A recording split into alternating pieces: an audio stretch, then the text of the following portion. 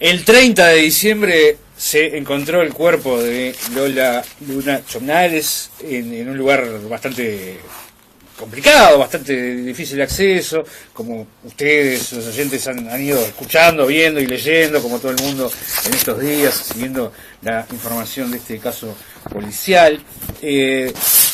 Muy poco tiempo después de eso, creo que fue o el mismo fin de semana, o a los 2 o 3 días, yo recuerdo de haber leído en el diario El País una crónica bastante completa hasta aquel entonces, donde me sorprendió mucho la cantidad de detalles y de datos precisos y exactos de la autopsia que comentaba el perito encargado de ese asunto, que fue Rubén Castro, con detalles absolutamente precisos, exactos, repito, que hasta generaron dudas en cuanto a decir, bueno, esto no será demasiado, no le podrá servir al asesino para, en fin, esa cosa que uno desde la especulación pura como televidente o como oyente se pregunta.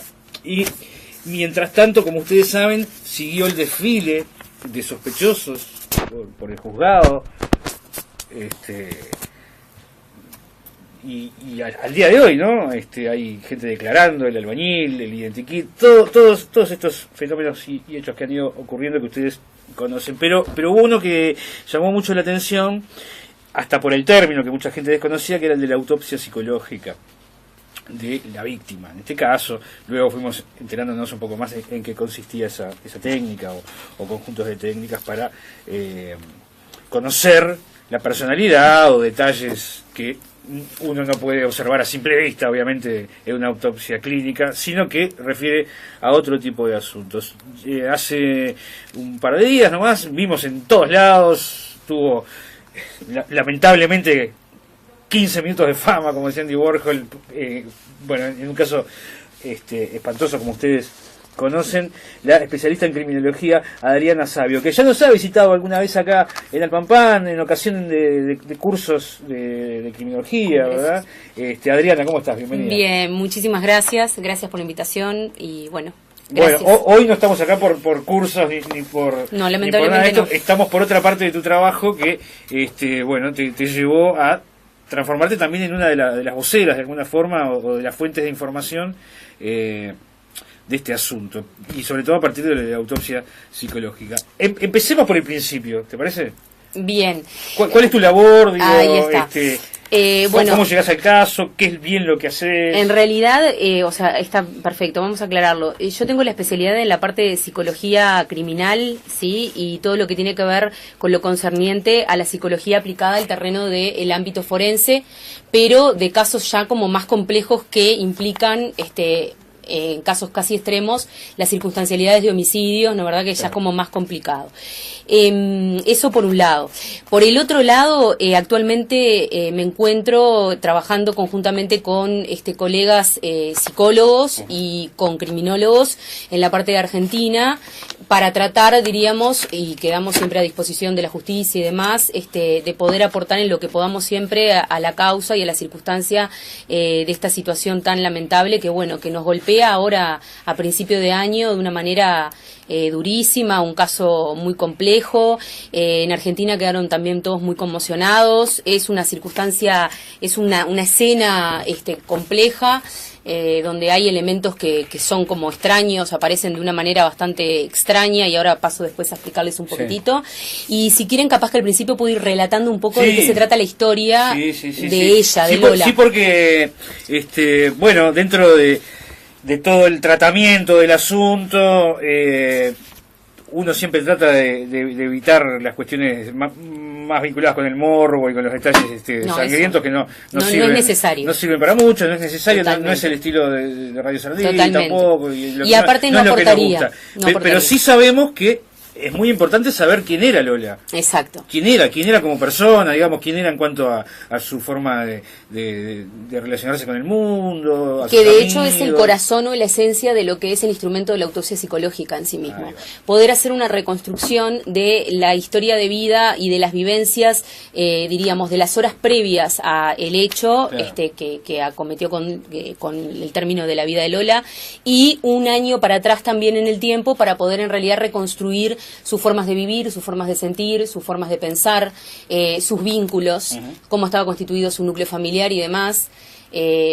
Primero y principal, plantear que en realidad Lola llega el 27 de diciembre a nuestro país, ¿no verdad? Más concretamente a Balizas, donde ya se encontraba el núcleo familiar de la madrina y el padrino. También vino por Tres Cruces, ¿no? Vino vía terrestre. Vino vía terrestre desde Argentina, donde al núcleo familiar, donde estaban la madrina y el padrino, ambos argentinos, también es importante destacarlo. Con sus hijos, con los hijos de ella, ¿no? De la madrina, con los hijos de la madrina, con el hijo de la madrina y con el hijo adulto del padrino, ¿sí? De otra pareja. Esto, ¿por qué es importante aclararlo? Porque ella no conocía, era la primera vez que tenía contacto con Balizas. No tenía amigos de Balizas, digamos, del verano pasado, no, por ejemplo. No tenía. Algo que es común, de repente los gurises se hacen una barra o conocidos y lo vuelven a ver en enero, dentro de un año. Capaz. Que de hecho en Lola sería bastante común también, porque ahora yo les voy a agregar un dato, que es que era una chica muy sociable, que tenía una buena vinculación con sus pares, los gurises de la edad de ella. Eso se puede ver a través, diríamos, de sus formas de tratar y de vincularse, diríamos, de buen trato y de trato accesible. También hay un detalle que tiene que ver con esto de que viene por vía terrestre, que no es menor, que está marcando que ella era una chica, de casi 15 años que viene por vía terrestre desde Argentina hasta Balizas. O sea, es bastante independiente, un buen principio de realidad, bien acomodada a la circunstancia en la que se encuentra, se movía correctamente, de manera casi adulta, ¿sí? Llega, la está esperando la madrina, y ahí esa noche el padrino es cuando le ofrece poder ir al toque de tambores, como para ver, diríamos, cómo se trataba, de qué se trataba Balizas y conocer un poco el ambiente. A dar una vuelta. A dar una vuelta. En realidad esto de dar una vuelta no es menor tampoco, porque ¿qué pasa? Ella a su vez estaba en una circunstancialidad de vida bastante específica, que tenía que ver con que estaban viendo cómo le iban a festejar el cumpleaños de 15 años. Que de hecho era todo un tema en el ambiente de amigas donde ella se contactaba y se manejaba, justamente porque, bueno, estaban en la época de los cumpleaños de 15, ella no había tenido la oportunidad de hacerlo todavía, había surgido un viaje con su abuela, muy reconocida chef a nivel internacional, que se truncó, y a razón de eso ella viene a Balizas, diríamos como una circunstancia de decir, bueno, no pudimos estas circunstancias para el cumpleaños de 15, te ofrecemos que viajes al Uruguay. Hacer playa. Exacto. Que desgraciadamente termina de manera tremenda.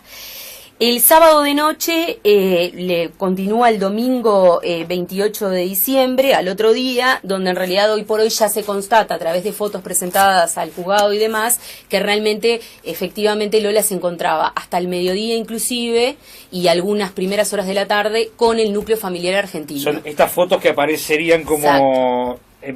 como dijo Bordes, creo que es el abogado de la madrina, ¿no? Sí. Eso es como la demostración de inocencia, como por prueba, decirlo así. exactamente. Como aporte de prueba para ver que estaba con ellos y que estaba el domingo. Prueba plena, porque en realidad eran fotografías que tenían la identificación de la fecha, o sea que en realidad ya... Porque ella cuando muere, de acuerdo a los exámenes. Bueno, ese justamente es el tema. Hay una ventana de 12 horas, ¿no? ¿Cómo se calcula? Después se fue como achicando. Lo que es muy importante destacar, y yo quiero acá reconocerlo públicamente en el programa de ustedes, es que fue un despliegue desde la parte judicial, que sí tiene sus claros oscuros y que después capaz que los podemos comentar porque la gente en un principio no lo entendió muy bien, pero desde lo judicial y desde lo policial científico y desde lo forense específicamente, se cuidó mucho el trato del caso.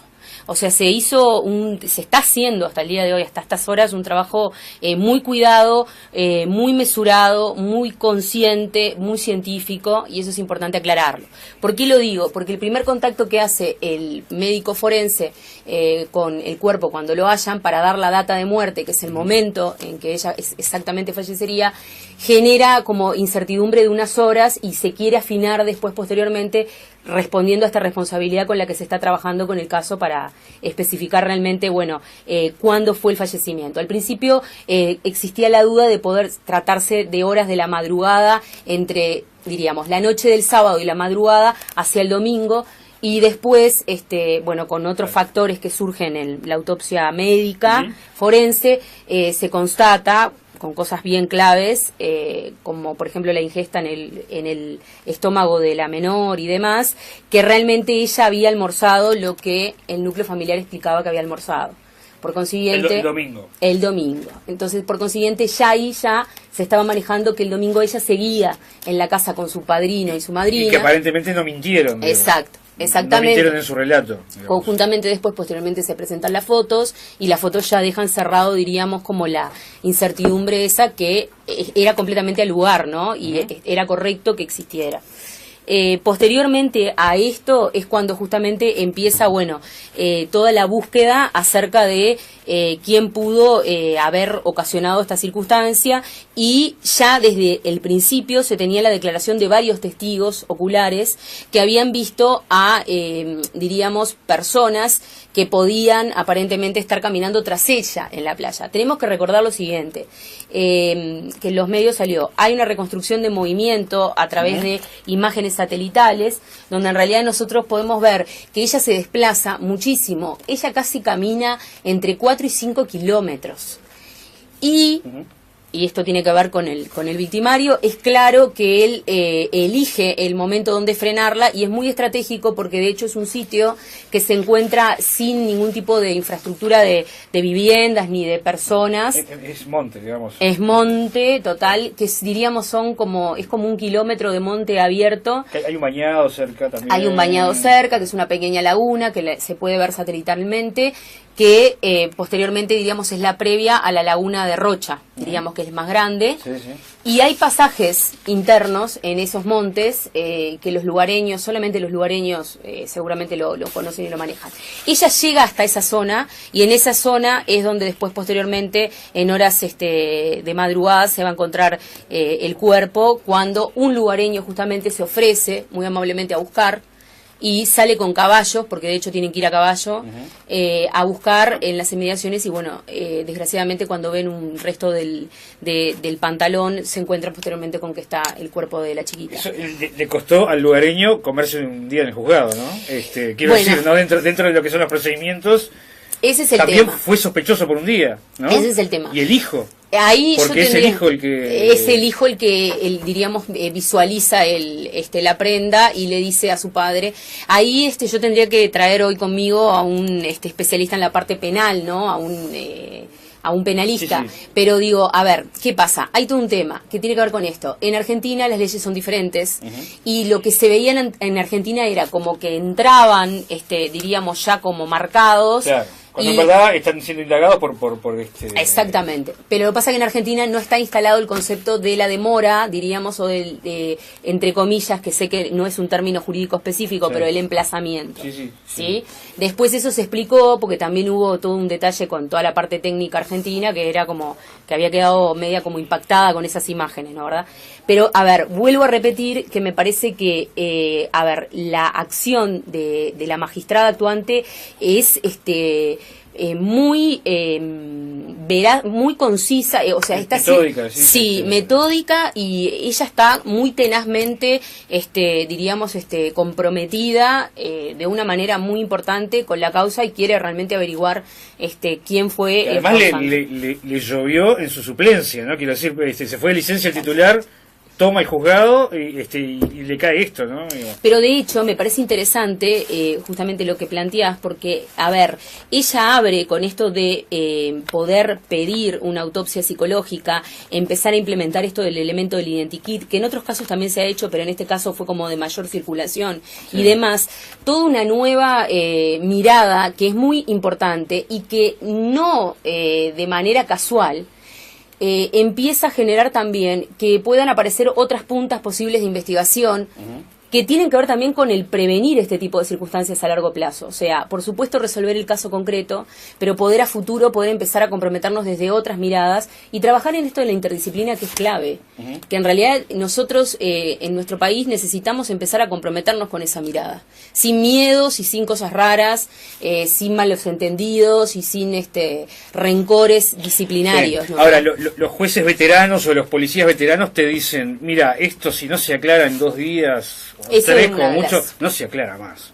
Te lo dicen todos los veteranos.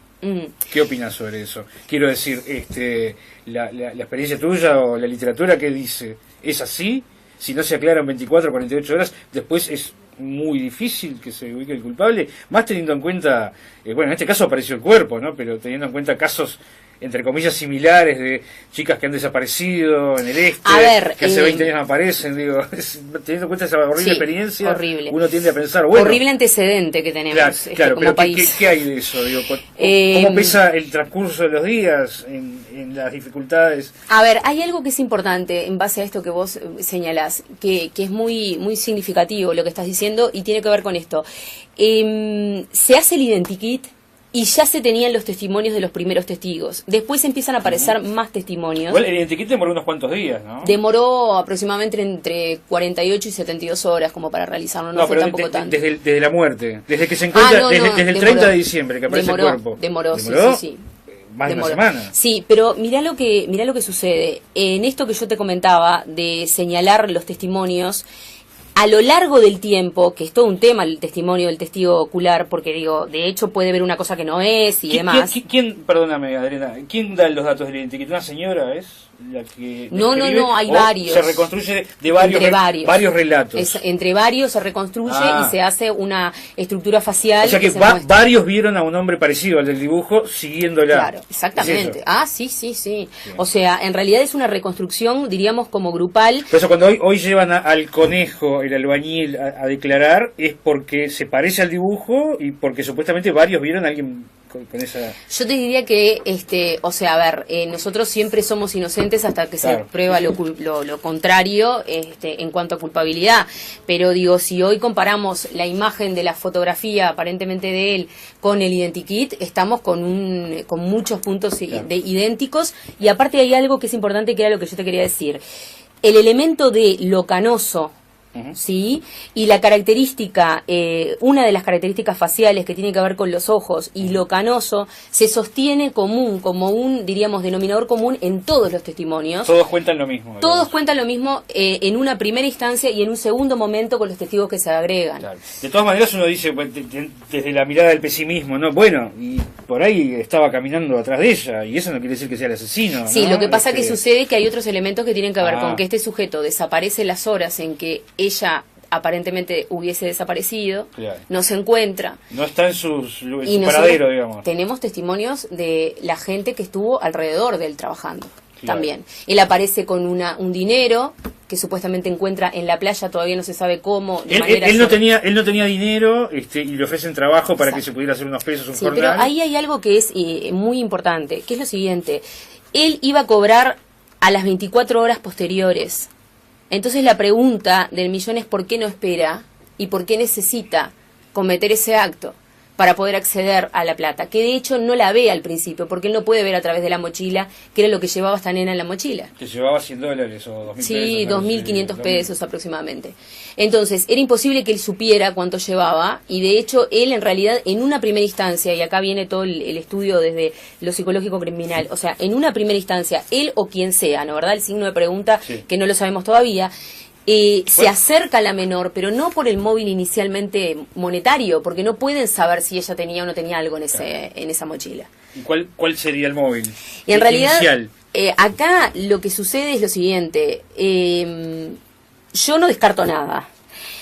Pero sin embargo el elemento que tiene que ver con el móvil sexual a mí me parece que es muy llamativo en esta circunstancia, y si estamos hablando de capaz que este sujeto, en caso que sea, vuelvo a repetir, no lo sabemos todavía, hay como elementos en su estructura que, bueno, podría entender a ¿qué quiero decir con esto?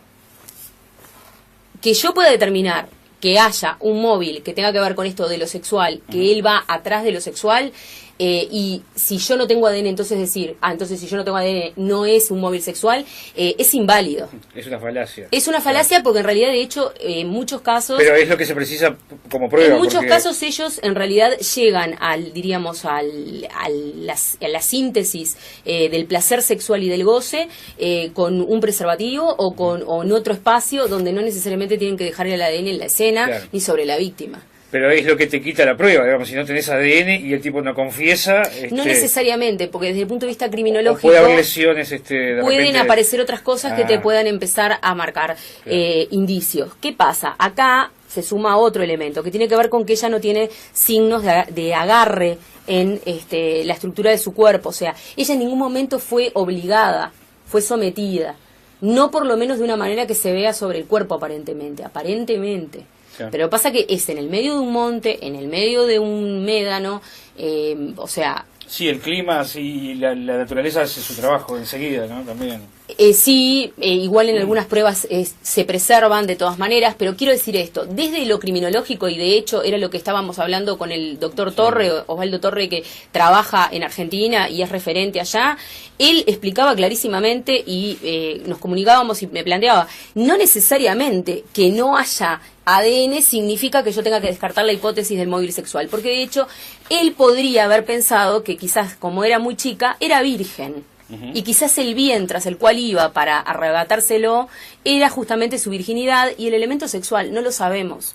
Entonces, no descartar nada me parece en este momento importante, ¿no? Claro, y aparte una cosa no quita la otra, el interés sexual que se lleve la plata. Porque cuántos casos hemos visto, Gustavo, en otros años, donde en realidad de hecho el primer, la primer fuerza que moviliza es la sexual y después arrebatan el dinero para plantear que fue robo. Exacto. Cuando en realidad después nos encontramos con un sujeto que capaz que puede quedar libre y silvestre. Sí.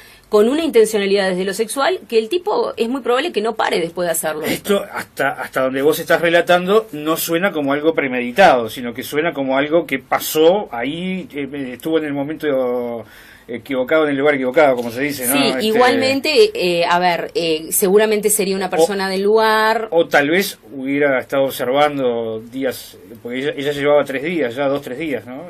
Seguramente podría ser una persona del lugar. No se olviden que ella fue al toque de tambores el sábado en la noche, donde claro. En realidad se reúne toda la gente del lugar.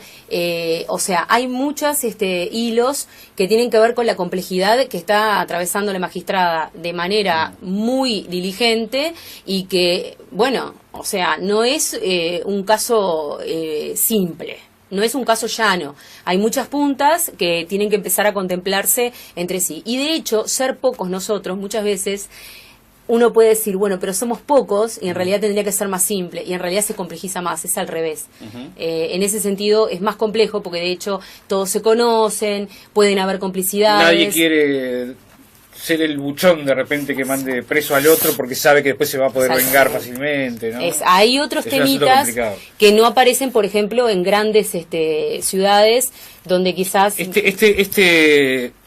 por supuesto sin hacer el trabajo del juez ni condenar a nadie, que no podemos hacerlo, no. Pero este albañil que hoy está declarando, no creo que todavía, no sé si seguía en el juzgado, ¿sí? Ramiro me dice que sí. Está declarando desde la mañana, lleva muchas horas y parece que viene larga la jornada. Además, hoy se corrieron rumores que después fueron desmentidos de una supuesta confesión, luego se mandó la señal desde el Ministerio del Interior y desde la Jefatura de la Policía de Rocha que no había confesión policial. No sabemos, obviamente, lo que está pasando dentro del juzgado, pero ¿cómo se llega? Está el identikit y luego aparece este hombre. Pasan varios días entre una cosa y otra. Pero ojo, este hombre aparece como aparecen otros parecidos. Sí, claro. Lo que sucede es que los muchachos que pasaron de la camiseta de Peñarol y el otro. Que de hecho salen. Lo que sucede es que con este caso, Gustavo, tenemos otros elementos que se suman, como por ejemplo que encontró plata en la playa, que no, por lo menos hasta ahora no lo podía relativamente explicar de manera coherente. Aparentemente cuando se lo busca ya no está presente en el lugar donde vive, y hace aparentemente días que no está.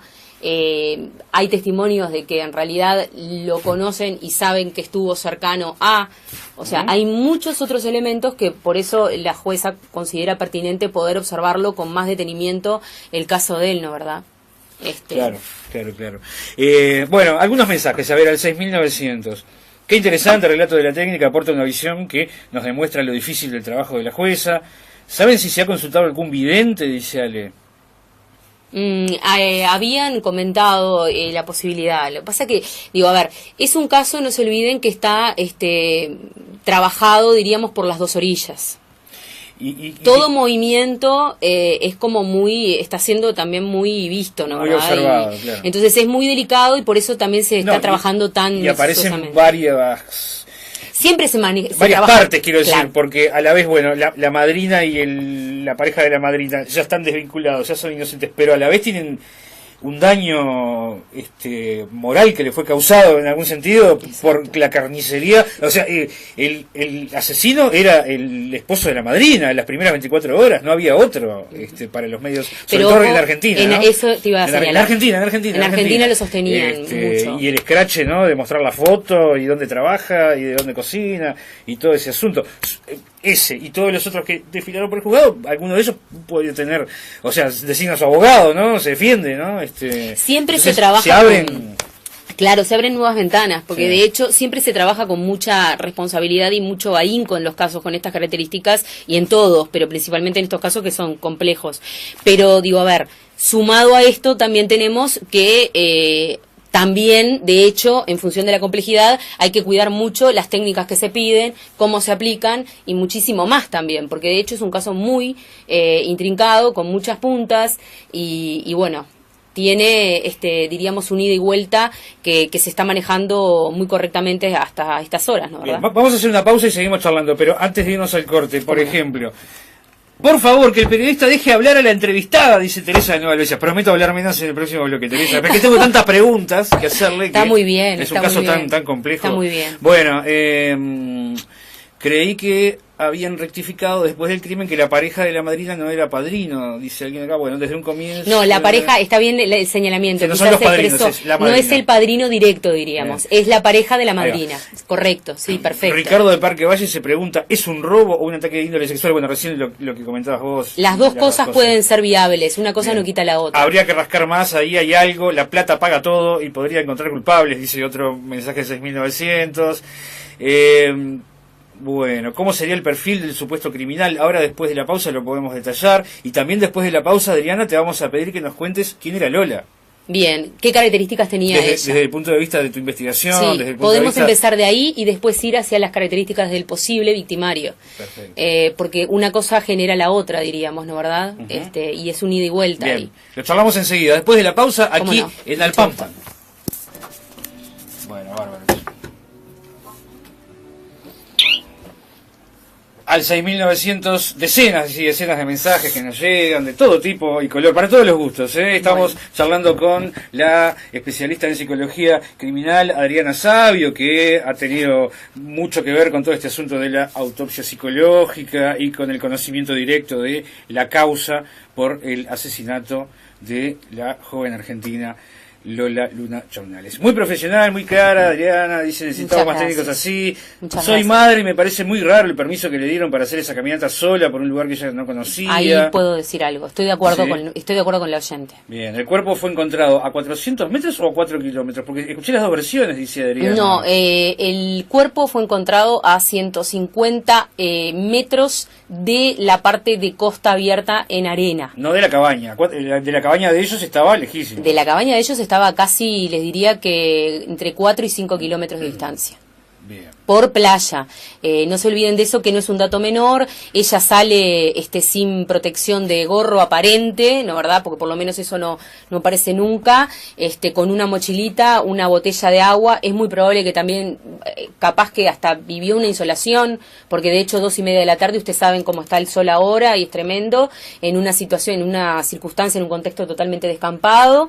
Y bueno, estoy de acuerdo con lo que señalaba la oyente. Es cierto, es raro, entre comillas, esto del permiso, pero tampoco debemos olvidar una cosa, y acá hay un detalle que es muy importante, que desde lo que es autopsia psicológica se aporta también en lo que es la reconstrucción. Los parientes de ella, o sea, la madrina y el esposo de la madrina, de alguna manera también son extranjeros. O sea que no necesariamente tenían que tener una conciencia total en ese momento de cuánta distancia real era. De hecho, ellos iban a bajar a las 4 de la tarde a la playa, que era la hora que ya se podía tomar sol, y ella dice, yo quiero ir antes porque quiero ir a ver una tortuga muerta que hay cerca de las costas, quiero salir antes. Entonces la habilitan y a las 4:30, que tratan de bajar para diríamos, como hacen todas las tardes a la playa, es cuando ya no ven que vuelve y ahí ya se empieza a dar informe y se empieza a avisar. Ahora, Adriana, de todas maneras, no me resulta tan raro, ¿no?, que la dejen ir a no se sabe bien a dónde, porque si vino sola de Buenos Aires... Exacto, exactamente. O sea, con el mismo criterio, bueno, como una gurisa de 14 años la mandan sola de Buenos Aires. O sea, si puede venir sola de Buenos Aires, también puede caminar por una playa, ¿no? Bueno, y eso que señalás es justamente los enlaces tan importantes que se pueden hacer con las reconstrucciones. Bien. De hecho, ella era muy, diríamos, se manejaba mucho, individualmente, muy independiente, y no olvidarnos que la familia de ella, que estaba acá, esta madrina y este hombre, eran también argentinos, y no necesariamente quizás cuando la habilitan tienen conciencia de cuánto iba a caminar esta nena, ¿no? Bueno, contanos vos, Adriana, entonces, el relato, contanos de Lola, contanos qué encontraste vos, qué tipo de persona era, y si alguno de esos hallazgos tuyos pueden echar luz o pueden servir en la aclaración del asunto. Lola, diríamos, a ver, vamos a ponerlo de esta manera, una adolescente típica, ¿sí? Muy, un CI, diríamos, de medio para arriba, elevado, me animaría a decir, porque un muy buen principio de realidad, un manejo muy concreto con el entorno social, cultural, venía de un espacio, diríamos, sociocultural muy cuidado, muy protegida, pero también muy independiente, muy habilitada en una cantidad de independencias personales, individuales, para la edad de ella, una chica que en realidad traía todo esto de la imagen y de la estética y de la fotografía, que en realidad los adolescentes, diríamos, como en estas épocas están como muy con la moda esta, ¿no?, de sacarse fotos y demás. De hecho, tenía muchas interacciones con espacios fotográficos en las redes sociales, pidiendo books, lugares donde en realidad les sacan fotos a chicas que están por cumplir 15 y después les mandan los books posibles de fotografía. Ella de alguna manera estaba tratando de, valga la redundancia, reconstruir algo que tenía que ver con esto de sus 15 años y diríamos, de la simbología que ella le quería otorgar a esos 15 años, que de hecho no habían podido ser festejados todavía. Esto no es menor. Traía, toda esta cuestión del adolescente, ¿no?, del tema de la identidad, el manejo con su cuerpo, que ya era una mezcla entre lo infantil y lo más adulto, o lo más juvenil adulto, que eso se puede ver en su manejo con las amigas, con los grupos de pares, muy avispada psicológicamente y culturalmente, una gurisa con una mirada muy adulta, vuelvo a repetir, para la edad que tenía, muy independiente, pero cuidado, yo acá quiero hacer una aclaración, esto no significa que se haya sobreexpuesto al peligro. Y esto es muy importante, porque de hecho no tenía como ese perfil marcado, todo lo contrario. Yo creo que este elemento de la independencia la hacía como mucho más consciente del peligro. Y ahora, en este camino que vamos desestructurando, voy hacia el posible atacante. Lo que en realidad nos lleva a un posible atacante, que hoy es un signo de pregunta y solo es perfil. ¿Puede ser más de uno? ¿O te parece, en base a tu experiencia, que es uno solo? Es una pregunta importante. A ver, en realidad se manejó la hipótesis de que podían llegar a ser 2 personas, pero ¿qué pasa? No hay señales de arrastre. Y con las 2 personas, el ataque entre 2 personas implicaría poder retener, diríamos, de atrás, en el caso de uno, otro capaz que arrebatarle, diríamos, las pertenencias y sacarla, pero ella ahí lucharía y haría corrimiento de arena en el lugar donde está. No había arrastre. Ella se encontraba, como diríamos, dormida, en una posición dormida. Lo que no nos deja duda de que es un homicidio, ¿qué es? ¿El corte? Sí. ¿Los cortes? Sí. O sea, estamos... Yo no quiero pero la pregunta es si estamos 100% seguros que fue un homicidio. Sí, por el tipo de ataque.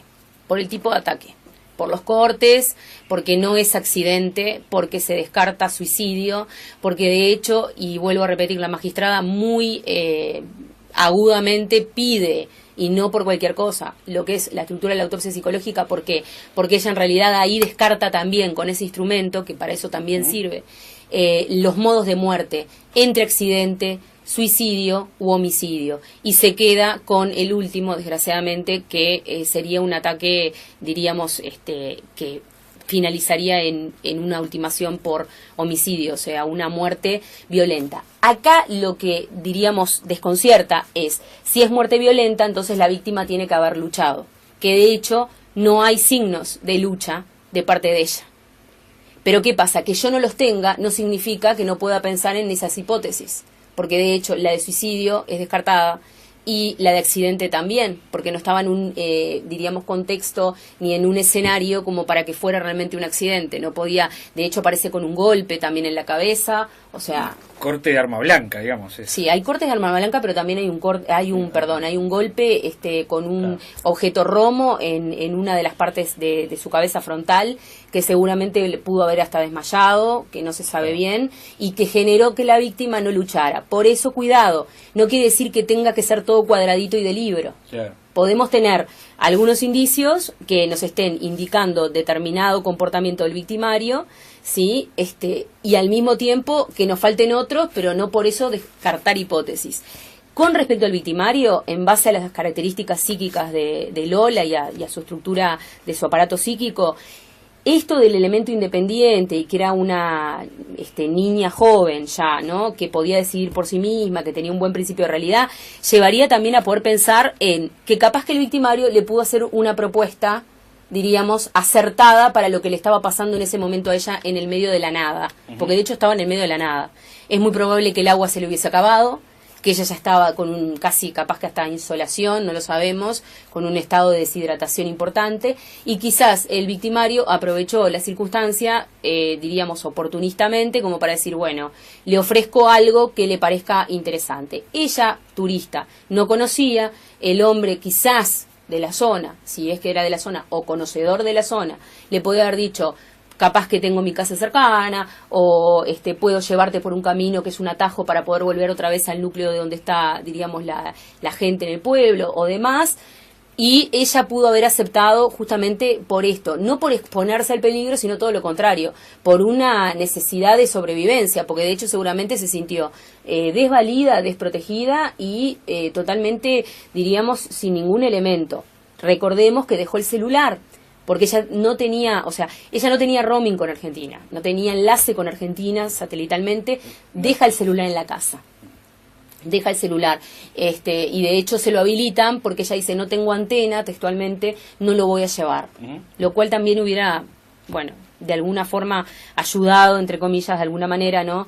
En esto de poder, porque muchas veces los celulares tienen orientación satelital y demás, GPS, pero no lo llevó, no tenía manera de comunicarse con ellos, y bueno, es muy probable que de ahí también esta cuestión de no haber sido llevada a la fuerza, sino que le hayan hecho una buena propuesta sana y positiva, por lo menos explicitada de esa manera, y a ella le pareció convincente y accedió a caminar por el monte para adentro, porque son 150 metros aproximadamente, o sea, es bastante.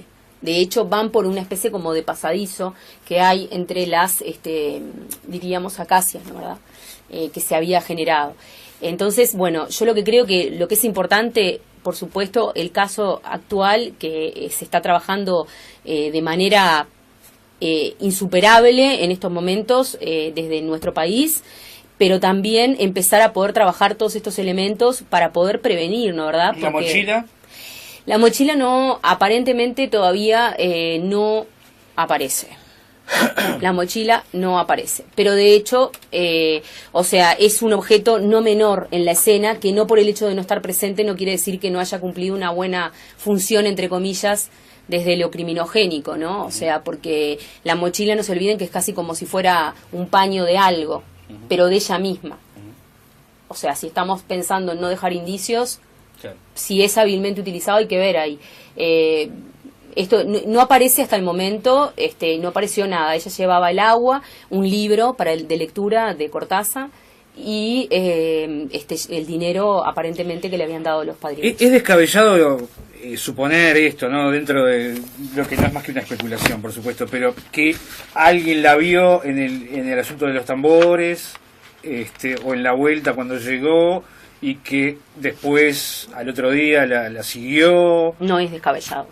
Es más, te digo algo, Gustavo, si estamos pensando, manejando la hipótesis, vuelvo a explicarlo bien, de un posible agresor sexual, no es nada descabellado, de hecho es un modus operandi propio esto de, bueno, merodear, marcar de alguna manera a la víctima.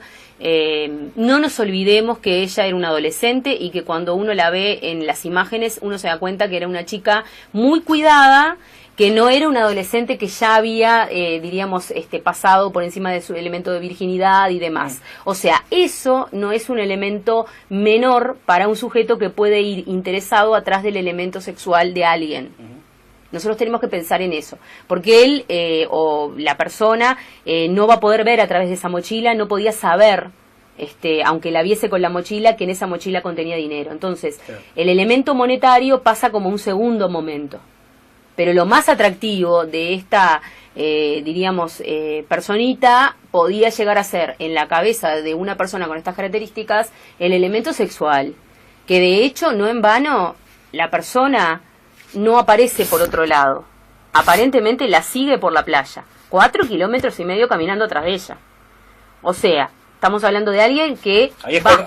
Cuando alguien lo ve y luego... Cuando varios lo ven. Varios lo ven y luego. Exacto. De ahí sale el y es alguien que va, diríamos, se conduce atrás del objetivo. Hoy puede haber novedades importantes en el caso, ¿verdad? Sin adelantarnos ni meternos en el secreto del sumario, ni mucho menos, ni pero mucho menos. En base a algunas informaciones que tú manejás, no sería descabellado esperar una resolución del caso en estas horas. Habría que esperar quizás, ojalá que sí, yo espero que sí, y por el otro lado también muy comprometida por mi lado en esto de, bueno, de la prevención y ver en qué deriva. Son sujetos que, haya sido esta persona u otra, son complejos. Yo vi varias personas que fueron al juzgado a declarar que salieron en la tele, ¿no? Uno con camiseta de Peñarol, un muchacho de Castillo, creo que era, sí, ¿no? Otro muchacho también que pasó. Varios. Y también vi al Conejo. Sí.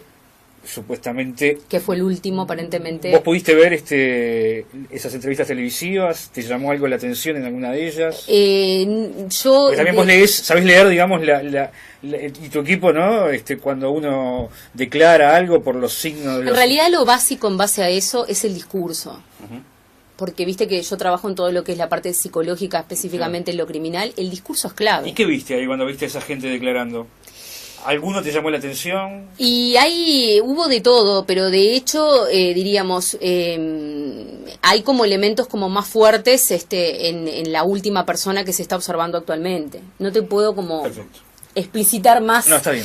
Porque diríamos, de hecho, hay elementos que están siendo prueba en este momento como para la causa. Perfecto. Y a ver, de nuestra parte siempre la disponibilidad frente a la justicia incondicional y frente a poder esclarecer este tipo de cosas. No nos tenemos que olvidar que nosotros el año pasado tuvimos 21 lolas en nuestro país, no resueltas, y en algunos casos, desgraciadamente, y esto de no resueltos no es por el elemento administrativo, me refiero, no resueltas con respecto a que es un compromiso de todos, que tenemos que tratar de ver cómo podemos trabajar en prevención en esto y empezar a anticipar a las posibles víctimas, ¿no, verdad? No nos olvidemos que, bueno, que la Organización Mundial de la Salud está marcando en nuestro país un indicador en rojo con respecto a los crímenes de jóvenes, adolescentes, muy jovencitas en edad, y bueno, es algo que prende una luz roja importante en nuestro país y también en Argentina, pero digo, a ver, en nuestro país también. Y por lo menos a lo que nosotros nos compete, nuestra responsabilidad es responsabilidad de todos como ciudadanos y con nuestros derechos y obligaciones civiles, ¿no, verdad? Bien. Bueno, ha quedado un montón de mensajes. Realmente muchas gracias a la audiencia que nos tapó de mensajes, pero se nos fue el tiempo. Puedo contestarlos después si ellos quieren. Pero... Bueno, sí. Esperemos que no y que se aclare pronto, pero por ahí te estamos llamando pronto también para ver qué pasa con este asunto. Para lo que podamos apoyar. Por lo pronto te agradecemos mucho que hayas venido. Sabemos que son días muy intensos, muy ocupados, lamentablemente, pero también para bien profesionalmente. Así que gracias por haber venido a echar luz sobre este asunto tan sombrío y tan oscuro. Son las 5:01. Acabamos